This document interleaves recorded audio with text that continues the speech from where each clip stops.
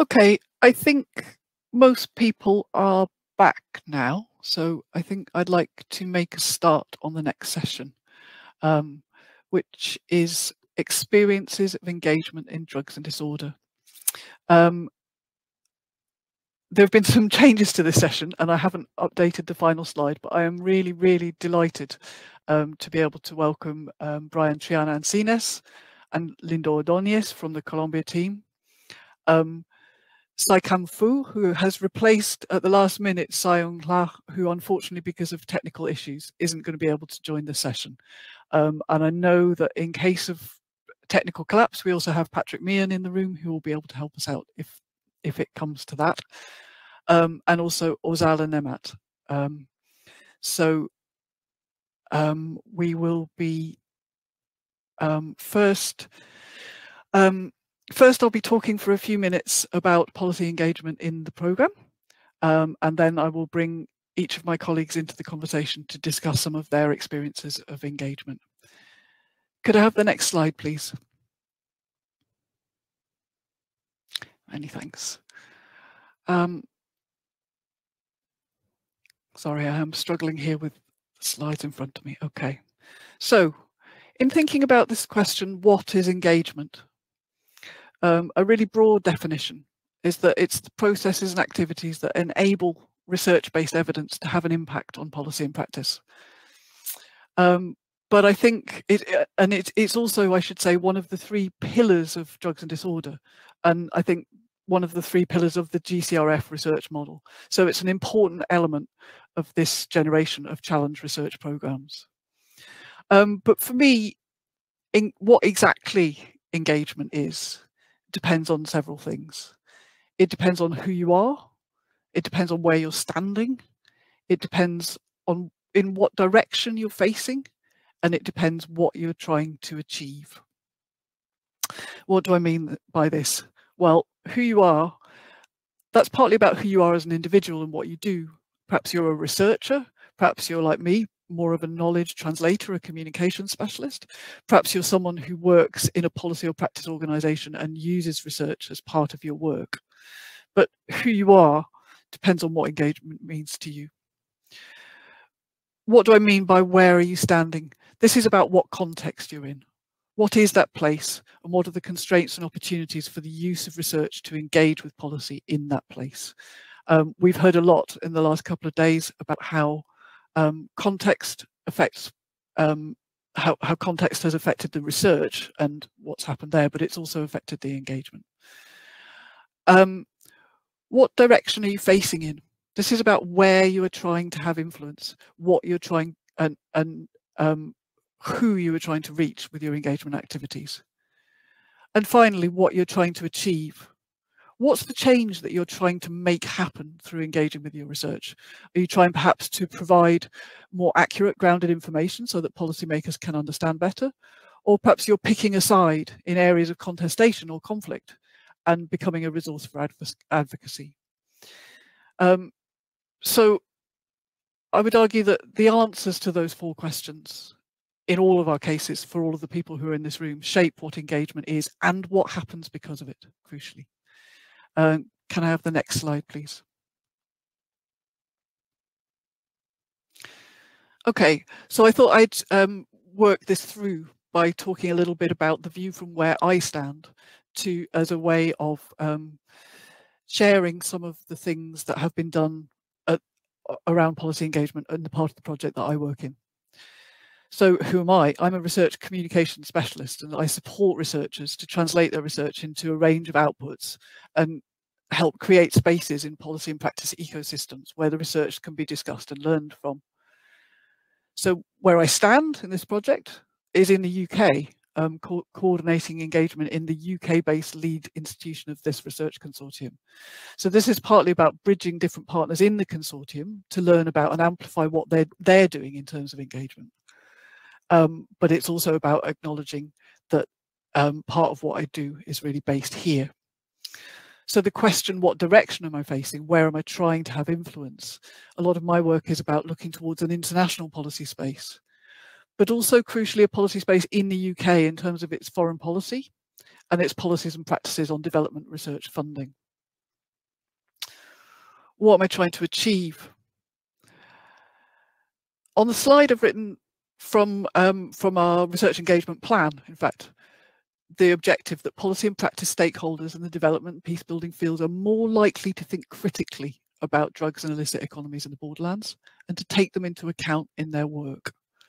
So what I'm going to do next is I'm going to go at quite high speed through 5 different types of activity that I've been involved in that try to meet that goal. And as I go through, Kat will be putting links into the chat for your reference to different outputs. Now, most of these outputs can be viewed in the expo area, and I hope that they're places that you might want to go and visit during the networking session. First, analysing policy processes in drugs and development. I think this is about building an understanding of policy processes, and for me it's about promoting the research that the research has done that's about policy processes. So notably 3 really substantial stakeholder analyses of stakeholders and politics and dynamics in the drugs policy landscape, encapsulated in 3 really excellent blogs, which I really recommend to you. You'll find those in the blogs booth in the expo. And also studies that our colleagues have done. I think of the study of CARDEF, an alternative development program in Afghanistan, of course the study of the PENIS in Colombia, but also things like the Chinese opium replacement program that's happened under the Myanmar research. So promoting research that builds an understanding of how policy is made. Secondly, telling stories grounded in life worlds. I really picked up on the first day on Mazzy's comment that there is no other way to transform drugs policy than to bring in the everyday experiences of drugs. So here it's about sharing publications like Voices from the Borderlands and like our comics and animations and all the different efforts we've made to do this. It's ongoing work promoting and telling these stories.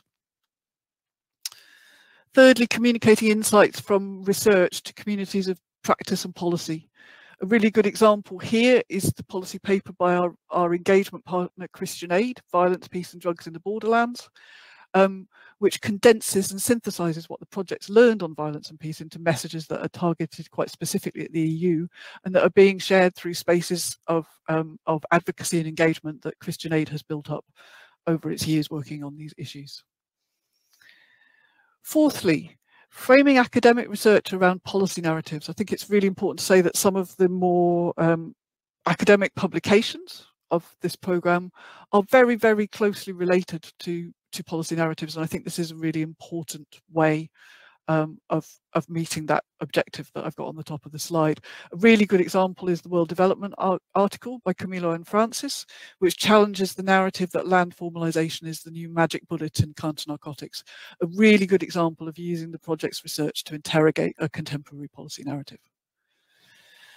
Last bullet point, we've also convened a policy lab, a core group of researchers and policy stakeholders participating in an experiment in sustained critical engagement and the discussion of emerging findings from the programme. This has been a really interesting process resting on a really open and honest two-way conversation about drugs and peace and about drugs and alternative development. I can point you towards 2 blogs on the Policy Lab, which you'll find in the blogs booth, and also a forthcoming working paper on how we did what we did. So that's some of what engagement looks like from where I stand. But what does it look like for our partners with their feet on the ground in the borderlands where we work? The next slide, please.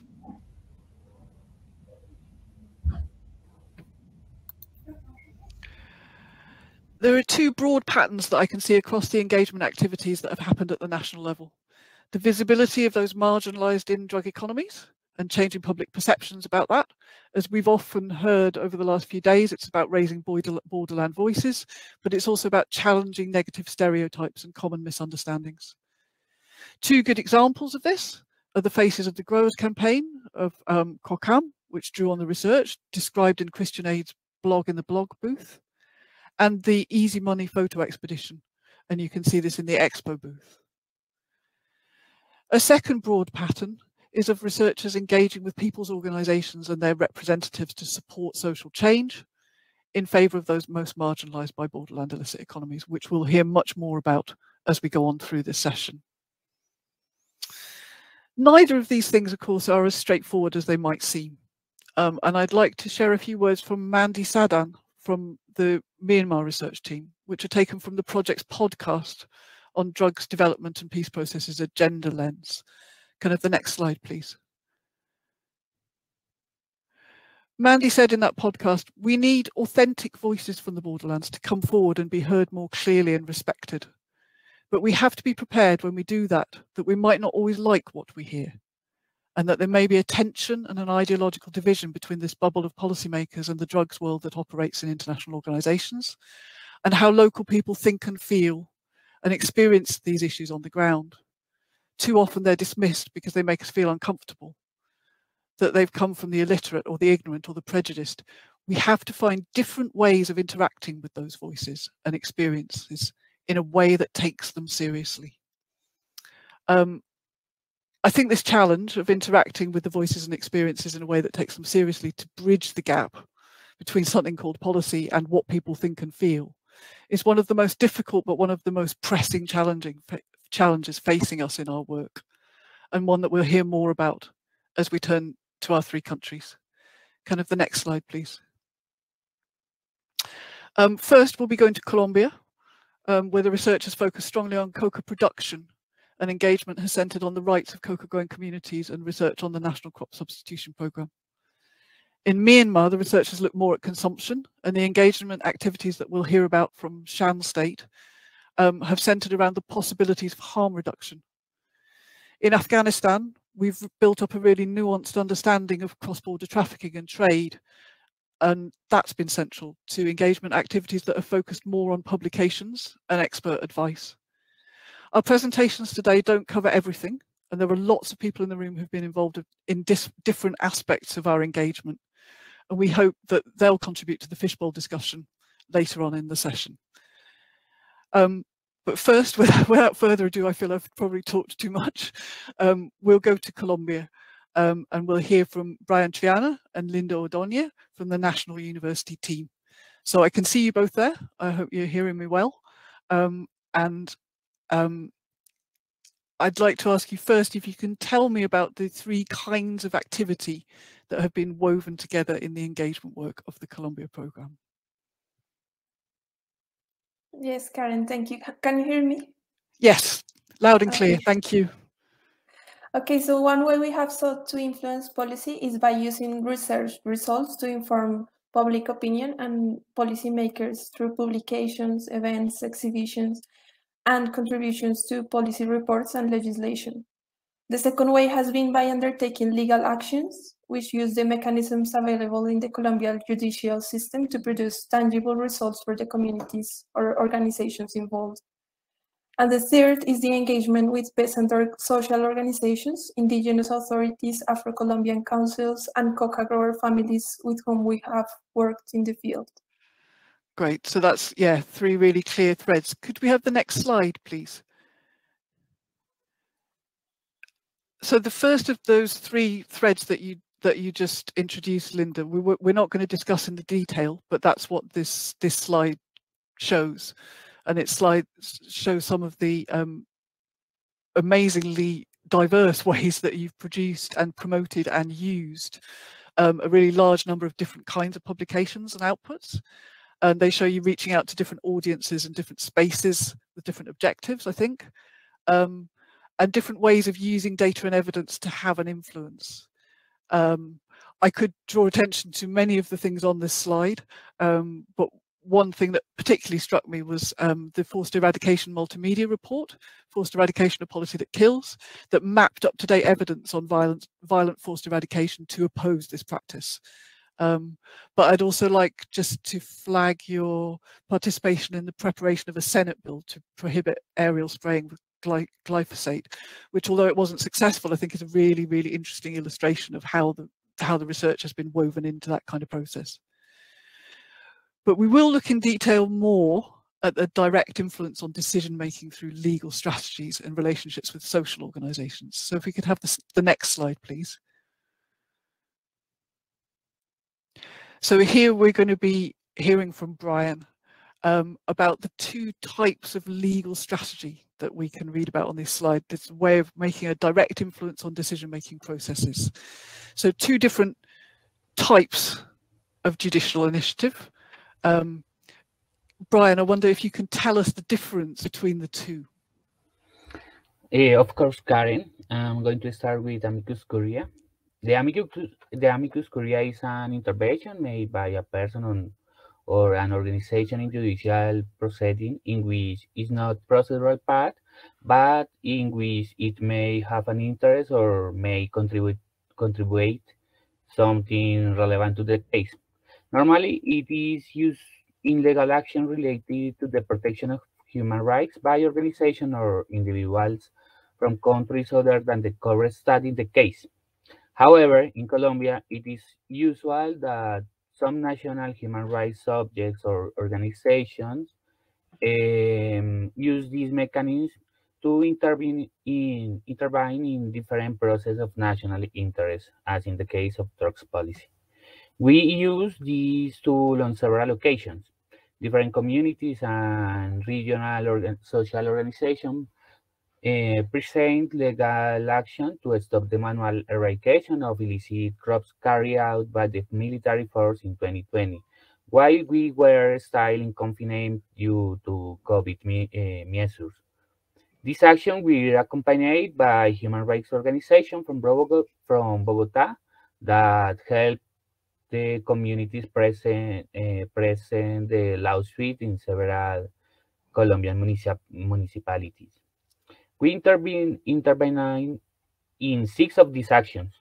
In our briefs, we argued that the final peace agreement signed between Colombia and the former FARC guerrillas established an order of intervention of the program for the reduction of illicit crops. First, substitution, and only if it failed due to non-compliance of the substitution program's users, manual eradication could be done and then eradication through glyphosate spraying. Then we showed with the evidence collected in the research projects, mainly official documents and interviews, that the state had not implemented the program in the regions where it was doing manual eradication, or that the state had failed to comply with its covenants with the users. The evidence and our argument helped judges order the suspension of manual eradication in 4 municipalities of the country. Today, the rules are being studied by the Colombian Constitutional Court. The second mechanism we use are the tutela actions. The tutelas are mechanisms created in Colombia to replace the protection of a fundamental right before a judge.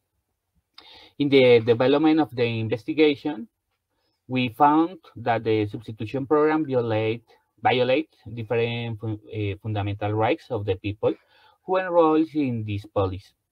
So we decided to make for tutela action for Afro-Colombian and peasant communities of Tumaco to show how the program affects the fundamental rights of these communities.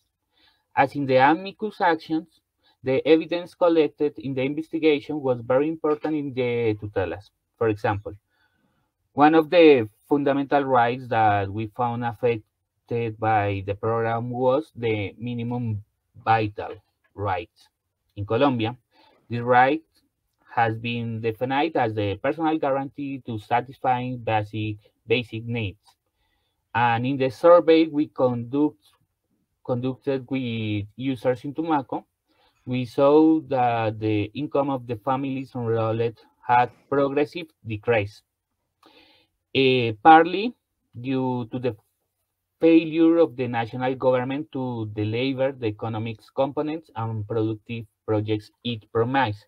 So, with the result of the survey, we showed that this decrease occurred, and with it, the fundamental right to the minimum vital right was affected. These actions have not yet been resolved by the judge. We are waiting for this.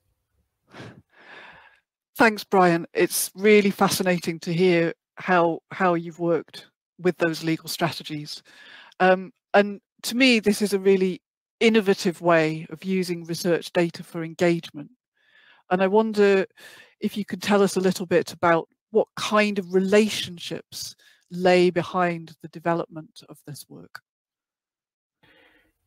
Different relationship, Karen. At the national level, we established a relationship with some human rights organizations in Bogota, mainly with lawyers organizations that use legal mobilization as part of their organizational strategies. On different occasions, we share with them the results of our research and some of the official documents that we had collected so that they could include them as evidence in their actions. On the other hand, this organization invited us to participate in the actions they had present. In this case, we present amicus brief to reinforce technical arguments, present new arguments, or include new evidence. In addition, this organization also put us in contact with leaders of the territories with which they worked. This expanded our network of contacts. A second type of relationship was directly with social organizations interested in the substitution program, but at the national and local levels.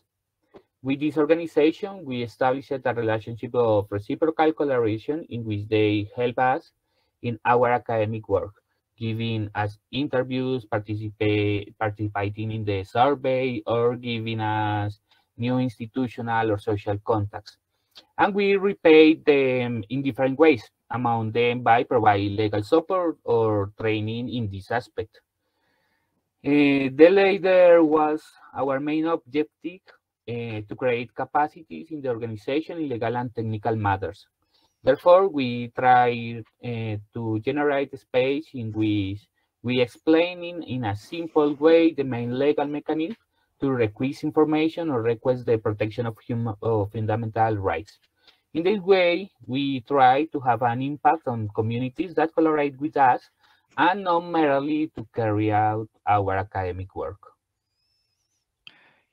Thank you, Brian. I think it's this aspect of a two-way flow is particularly interesting. It's not one directional. It's obvious that the engagement activities rested really strongly rested on really strong foundations of existing networks and relationships, which allow the research to have an impact in the way that you describe. The next slide, I think, shows a little more detail of the range of organizations involved in the National University engagement activities. And it's a kind of summary of 4 different networks of engagement. And you talked already about the COCAM and that relationship, but also social organizations in field study regions. Also, I think really worth mentioning is the local artists collective Integrios and the work with positive negatives to create the life histories of social leaders that we can see in the Voices of the Borderlands work. And also working with farming families and engaging in participatory research on the chemical harms of cocoa production. And it's this 4th point that I'm now going to turn to with Linda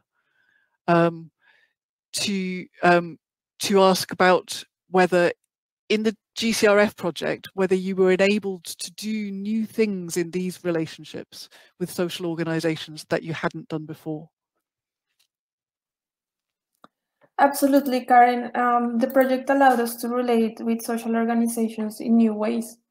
At the local level, we worked with indigenous Afro-Colombian and peasant organizations. For example, as part of its fieldwork in Tumaco last year, the team had the opportunity to accompany the negotiating table that was created between the government and the social organizations of Tumaco following a national strike that year. There, legal and technical support was provided to the organization so that they could substantiate their demands to the state, and this allowed them to strengthen their arguments in the negotiations. Another example, as you said, was the work done with COCAM, a national cocalero organization. In 2020, we provided them with a document analyzing the status of the substitution program at that time, and we had several workshops in which we explained the findings of the project so that they could later use them in their meetings with the national government. This allowed them to challenge the data and arguments presented by the state. We have also been able to relate to them through publications. Life stories of the organization's leaders were made and published, and a book on the coca economy is being prepared, in which COCAM will participate with a chapter of its history. So these experiences allowed us to intervene directly in public policies on drugs, mainly on corrupt substitution, but also to contribute to strengthening and amplifying the voice of the organizations we work with. So these activities had not been carried out by the research team as intensively as in this project. Thank you. I'm sorry I got my questions in the wrong order there, but thank you for answering that one. It's really useful for us to know the ways in which the GCRF enabled you to do things that you might not have otherwise done. But I do now want to move to look in detail at another kind of engagement grounded in these relationships with social organisations, and that's your work on the development of a strand of participatory research with the objectives of identifying and co-producing pragmatic solutions to the chemical-based risks faced by coca-grown communities. So can you tell us a little bit about your research and touch on what those chemical harms are? And can we have the next slide, please? Yes, Karen. So this research is conducted jointly by the London School of Tropical Medicine team and also at the Universidad Nacional de Colombia. The research sought to understand how and why chemicals used in coca leaf cultivation and processing manifest health effects. For the research, we use an ethnographic approach. We work with hand in hand with 4 farming families who own small coca crops in the municipality of Puerto Asís in Putumayo. This is near the border with Ecuador, and it's part of the Amazonian ecoregion. So there we did participant observations of the maintenance of the crops, harvesting and processing of the coca leaf. Also, we conducted more than 40 in-depth interviews with farmers and their families and neighbors, and as well as key stakeholders such as health personnel and public officials. Now, yes. So I suppose I'm really interested to learn more about the community participatory approach and how you've actually gone about identifying and co-producing solutions. And can we have the next slide, please? The community participatory approach is directly related to 2 of the research aims. One is to understand how chemical health risks are locally understood, cared for, and protected against, and the other one is to extend those local risk mitigation strategies to contribute to capacitate chemical safety in Colombian borderland drug economies. So together with these 4 families, we identified the main risks and the most dangerous chemicals and techniques, and they taught us their own strategies to protect themselves from toxic risk, which some of them they already practice, and some of them and some other strategies they think that should be encouraged. So from there, we worked to produce harm reduction interventions that were feasible. This materialized into concrete strategies. The first was a community workshop to which the entire village was invited. This workshop was designed according to the suggestions of the community leaders, and they themselves called on the community to participate. In the workshop, farmers shared their experiences of illness and accidents related to chemicals used in coca work. For example, one of them said that he had been working with coca for 40 years, and today at the age of 60, he cannot tolerate any kind of pesticides. So following that, the farmers discussed the most dangerous activities and the stronger chemicals. And through some games and dynamics, they received a brief training in chemical safety.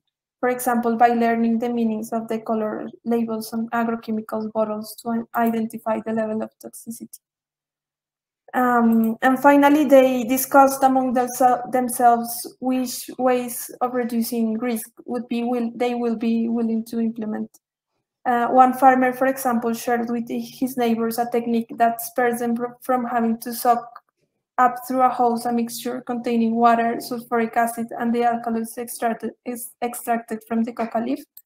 So this would be a change, a very significant change in risk, because if they accidentally swallow a drop of this liquid, they could die. The other strategy was the production and distribution of a short occupational health guide for the use of chemicals in agricultural work. This we produced using scientifically supported information and basic safety guidelines, but also the local harm reduction strategies we had identified. This resulted in a small booklet, which contains indications and advice for reducing harm and toxic risk at every stage of work, from purchasing, transport, and handling to disposal of the products. So we designed and printed the booklet, but they were responsible for distributing it and discussing it with other family farmers and neighbors and encouraging them to make some changes to reduce harm. It's great to have so much detail in what you've tried to do, and to see the different levels of it that you've engaged with farming families on. I wonder, can you reflect about the challenges and opportunities of doing this kind of work? Because I know it's really difficult, and I wonder if you could say a few words about what you've learned. Yes, Karen, it was very difficult for us with this aim to capacitate chemical safety in Colombian borderland drug economies, to think about what we could bring to the community that would actually have an impact on reducing toxic harm. When we realized that they knew that the use of masks, gloves, and protective suits were necessary, but they didn't use them, we wondered if they would adopt any of the suggestions we gave them. But we wanted to understand this outside of this stigmatizing idea that they just don't care or are ignorant. So it took us months to understand the local ecological and cultural specificities that inform the way that chemicals are used in coca work. So what we found in the research was a group of farmers very concerned about their health and even the environment, but also extremely harassed by ecological restrictions and cornered by the effects of the war on drugs on their livelihoods. So I think the participatory approach allowed us to recognize and encourage these local harm reduction strategies, but the research also tells us that the responsibility does not lie entirely with the cocaleros, so it's not just about behavioral changes. On the other hand, it was very interesting to see that certain forms of learning could go very far while others didn't. So training and learning in the coca world has for decades been based solely on observation and experience, and occasionally informed by orally transmitted advice and experiences from neighbors and family members. We found that coca growers do not pay much attention to the safety recommendation on product labels, but a single negative experience that a neighbor tells them about being poisoned can cause them to use a pesticide altogether. So knowing these certain types of interventions that draw on this network experiential learning can be favored over the other types of more rigid training. I believe that this is the type of reflections that an ethnographic methodology can foster to achieve a true integration of research and practice. So in summary, this has all been very enlightening and challenging, Karen, and I think that there is still much to be done. I agree that there is much to be done, but it's really, really interesting and useful to hear your reflections on what some of those challenges and enlightenments have been. So I thank you both, Linda and Brian. Absolutely fascinating to hear from Colombia. We're next going to move to Afghanistan, a really different environment. If I could have the next slide, please. And here we'll be talking to Orzala Nemat of the Afghanistan Research and Evaluation Unit. Hi, Orzala, I can see you. I think you're muted still. Hi, Karen. Hi, you. Great to see you. So, as I just said, I think here we're looking at very, very different possibilities. I think, you know, we hear from the Colombia case of an opportunity to use the judicial system, an opportunity to do participatory research at the ground level, to work on harm reduction. But I think from the outset, I think Afghanistan presented us with a very different landscape for engagement and development. So Orzala and AREU headed up with heading up the engagement activities for the project in Afghanistan. The slide shows quite a publications-focused approach to engagement. I think it's fair to say a large body of empirical research on the 4 strands that the program has done research on. In this case, borderland drug economies, drugs, conflict, governance, and political settlements, health, livelihoods and vulnerabilities, and the impact of counter-narcotics and development efforts on political disorder and livelihoods. So a really substantial body of publications of different kinds, research articles, but also, particularly in the first 2 years of the programme, I think it's fair to say lots of events to promote and discuss, and approaches like this.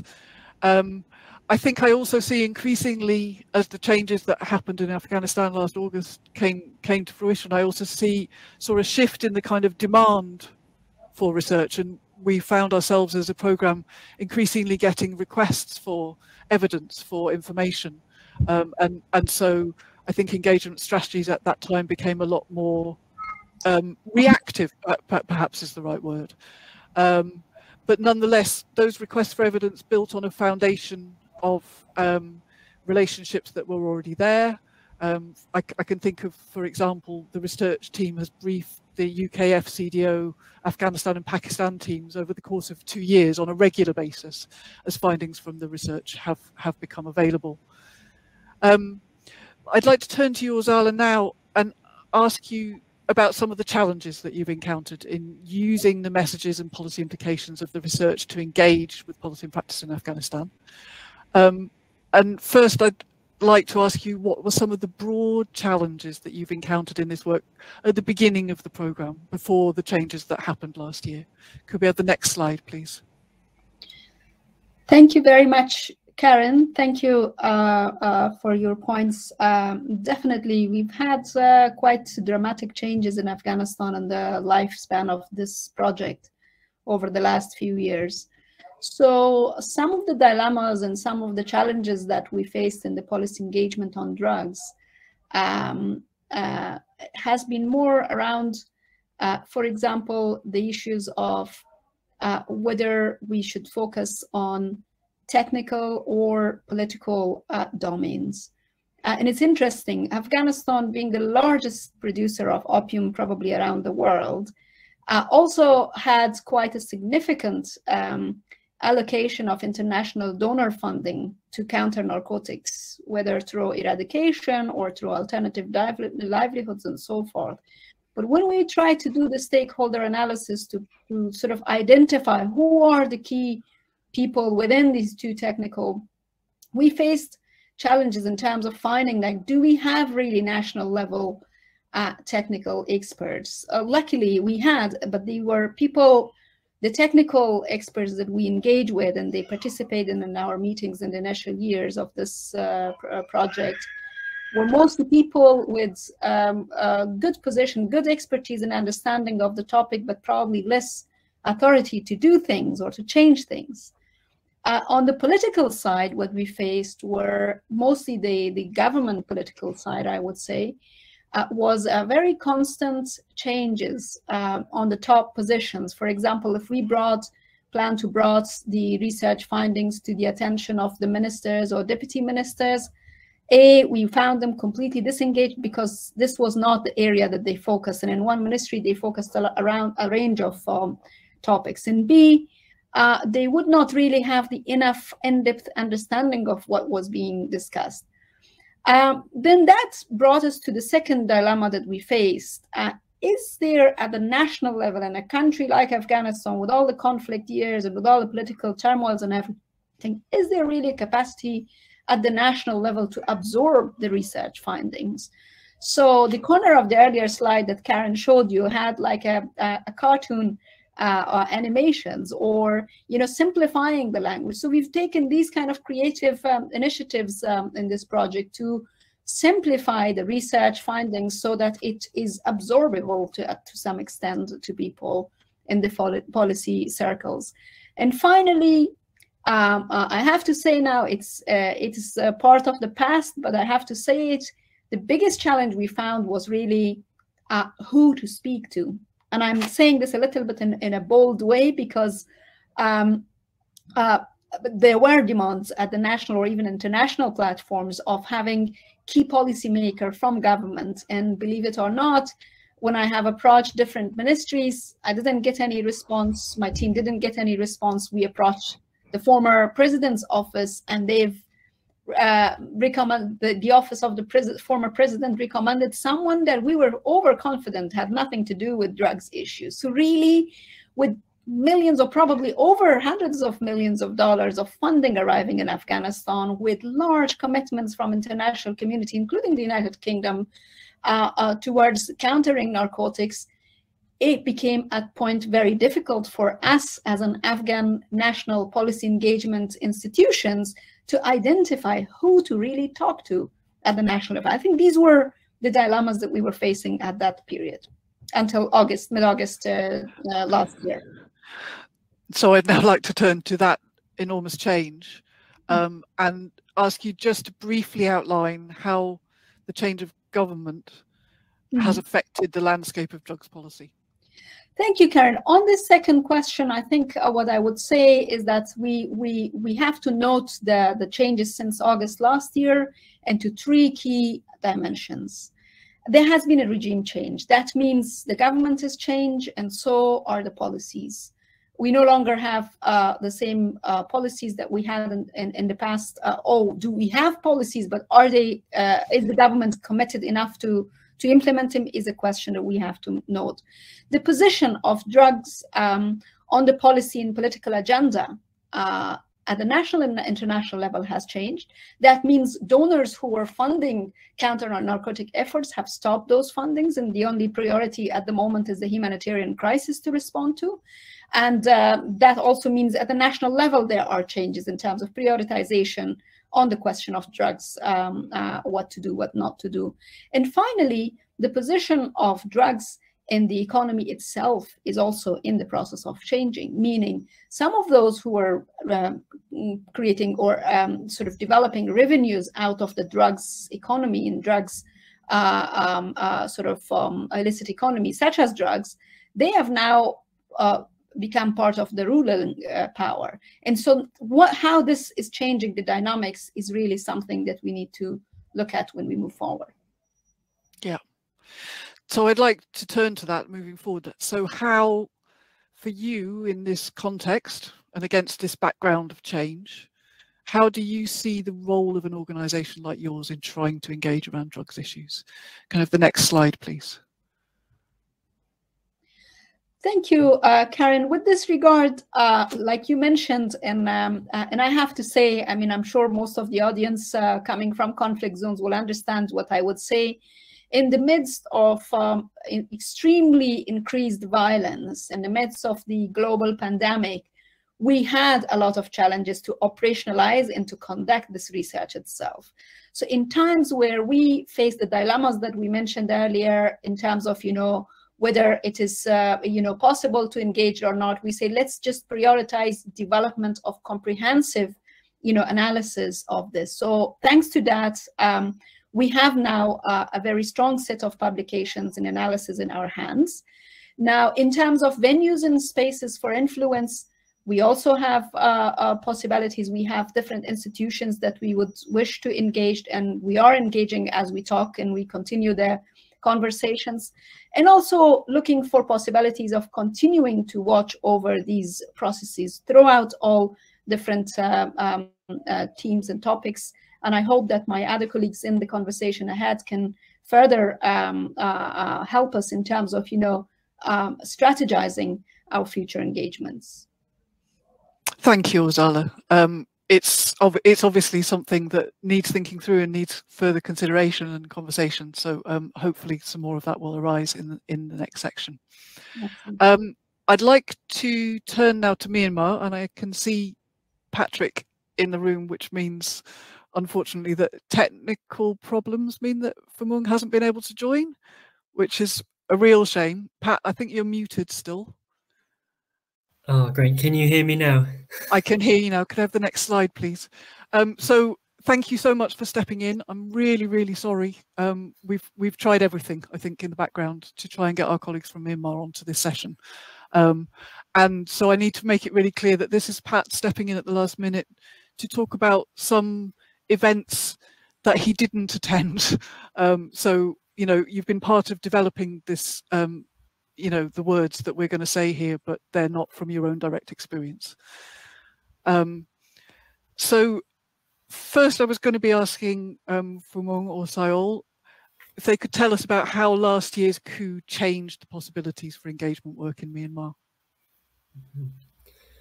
Sure, yeah, and I think we chose to work with SHAN because they'd had such a long history of producing quite groundbreaking work on drug issues in Myanmar for many decades, actually. But a lot of that work had been based from northern Thailand, and they'd used the political opening in Myanmar after 2010 to establish an office in country.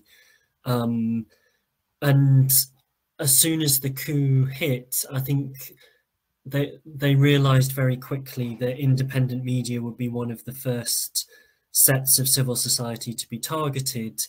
And therefore the priority was on having to shut down the office in Myanmar itself, in Shan State, and trying to relocate as many staff as possible back to Thailand, and trying to ensure that those who stayed in the country were as safe as they could be. So it had a huge impact on all of the kind of networks and relationship building that had been established in country. And that then made engagement activities very complicated, just because there was very little bandwidth for addressing these issues in the crisis, but it was also increasingly unclear who to engage with. And a lot of the kind of the networks they built up were then people who were also in very insecure positions in civil society or in the political system. Yeah. And I think it's really, I mean, it's to the immense credit of the entire team that actually the set of recent engagement activities that are shown on the slide have actually managed to take place. So here we're talking about 20 short podcasts on drugs and youth, which are available through the SHAN website, and then 3 meetings, which are the focus of what we're going to talk about here. So a meeting in northern Thailand with NGOs and CSOs working with migrants. Some meetings with SHAN political party and civil society organizations, but also some meetings with armed groups.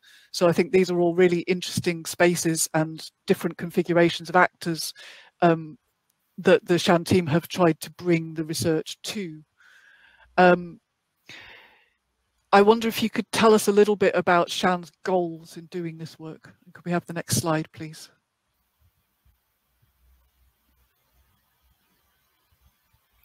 Sure, yeah, and I think prior to the coup, we'd had a strong commitment of producing materials in multiple languages. So you can see the reports there in the comic were in Shan and also in Burmese.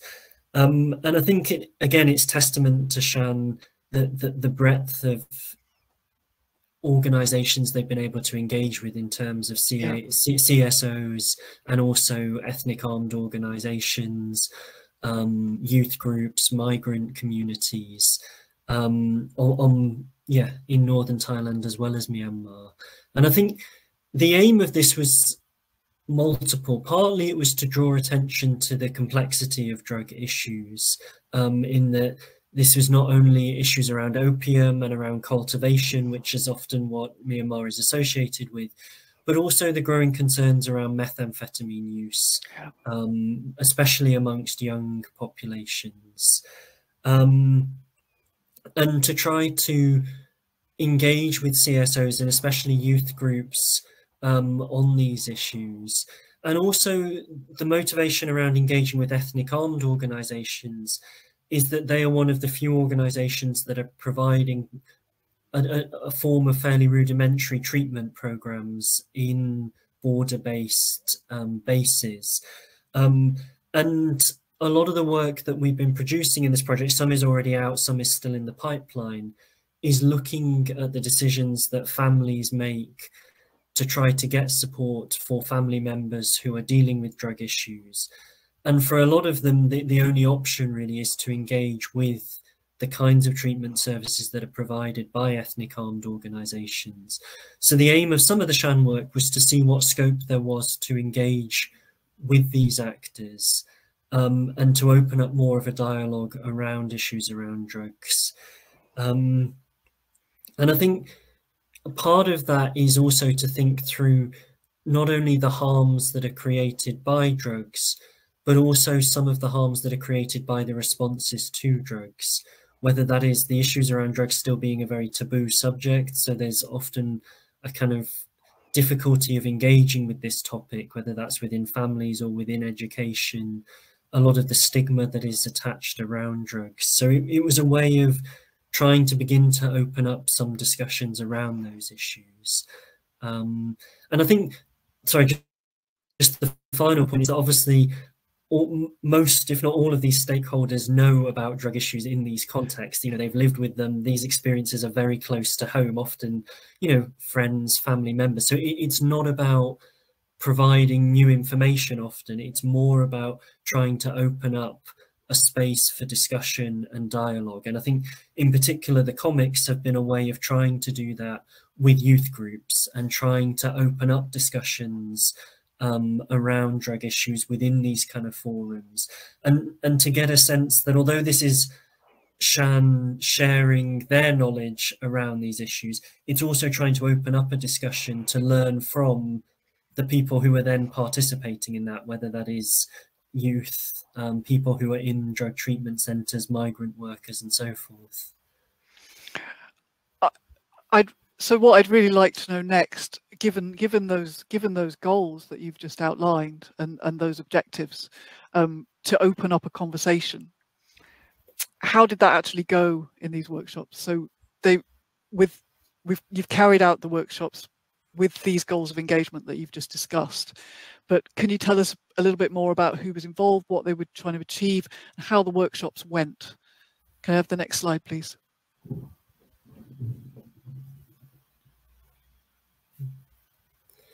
Yeah, so like Karen said at the beginning, I haven't been part of these meetings. They've been very much led by Sayong-la and Sai Phu and the SHAN team, who've done an amazing job of trying to find ways of engaging with predominantly SHAN youth populations. And this has been particularly with migrant workers. There's a huge amount of young SHAN people who migrate into northern Thailand in search of work and opportunities. And it was a way of trying to engage with what are often quite vulnerable populations who are away from home, away from the kind of the sort of protective family environment that provides. But these are also often circular migrants. They're people who will also go back to SHAN state at different times. So it was a way of trying to begin conversations and discussion around drug issues. And I think the point to emphasize as well is that this is the start of an engagement process, that although it's come very late in our project because of the huge disruption that has been created by COVID and then by the coup, I think it's a way that SHAN are looking to build kind of partnerships with CSOs and youth organizations. And hopefully that also is providing a way to engage with young people back within SHAN state as well, that although SHAN don't have the office open there currently, the aim is to work with youth networks that are still in these areas. And I think my understanding from having some of the discussions with the SHAN team around this is that it's still a kind of difficult topic to open up discussion with and to, and again, like I said, there's a huge amount of experience and knowledge in the room, but it will take a lot of ongoing kind of engagement work to kind of build trust and to give people the confidence, I guess, to share their experiences, especially in a context where drugs are still treated as quite a taboo subject. And I think in particular that there's strong gendered aspects around this as well. That I think we presented a little bit of this on the first day, and that a lot of the SHAN work has been trying to look at some of the gender dimensions around this, and that there is more of an openness and an acceptance around drug use amongst men, whereas women drug users are a particularly sort of stigmatized group. And I think that is an area that is still challenging in these kinds of forums and discussions to open up and to engage on. Yeah, thank you. I was particularly struck in discussing with Sai about the workshops and what had happened, about the kind of different responses in public meetings and private meetings. And I was very struck by his account of holding public meetings in which the audience really mainly listened and didn't engage, and how having any kind of conversation at all was only really possible in smaller private meetings. And I think that's a really it's a really useful reflection on how one might approach engagement and what some of the things are that are important. And I also really take your point about these are engagement activities that are really recent, and yet they are happening right at the end of the project. And I think across the board, across the 3 countries and the work that we've done more in the UK, we can't overlook that one of the things that the pandemic meant was that we put all of our energy really into the research and getting it done. And in a way, it's delayed inevitably engagement activities. And so there's, as I think Linda concluded her presentation on, there's so much more work to do here. And I think this is where it's really important that the consortium that we're part of is built on the foundations of existing partnerships like the one that Pat, you've described with SHAN, that will continue into the future. I think that this, we have to see this as part of a continuum of engagement. I was going to ask a final question, and I'm not sure if you're happy to reflect on it, but whether or not you could share any broad lessons that you or the SHAN team have learned about what's needed to carry out this kind of engagement work. Yeah, it's a really good question. I think one of the big challenges has been how to engage on drug issues in a context of ongoing armed conflict, where that is often a more immediate concern and priority sometimes than the slower violence around drug issues. And this is not only the conflict with the central military government following the coup, but there's also been issues of a lot of tensions between different SHAN armed organizations. So, there's no single SHAN civil society, that it's complicated, and it's framed through a set of conflict dynamics that are far more complex than just ethnic armed organizations versus the central government. That there's all sorts of subnational dynamics, and this also fed into some of the delays around the engagement work, in that some of the fighting was between different SHAN armed organizations, which made it very difficult to then, because however you engaged, you were seen as somehow affected by those conflict dynamics.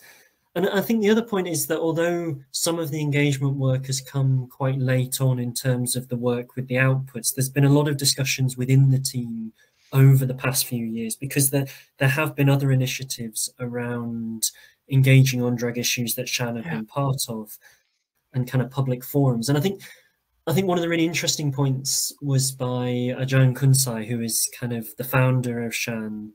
And he was sharing the point that in some of these public forums, you see a huge division between those who are calling for much more sort of support for people who use drugs, assistance, the need for more treatment, and those who are wanting a much more kind of policing response, and a much more kind of... So I think it's important to emphasize that voices that you're trying to engage with are themselves kind of divided, and that there's not necessarily consensus around how you move forwards with these issues.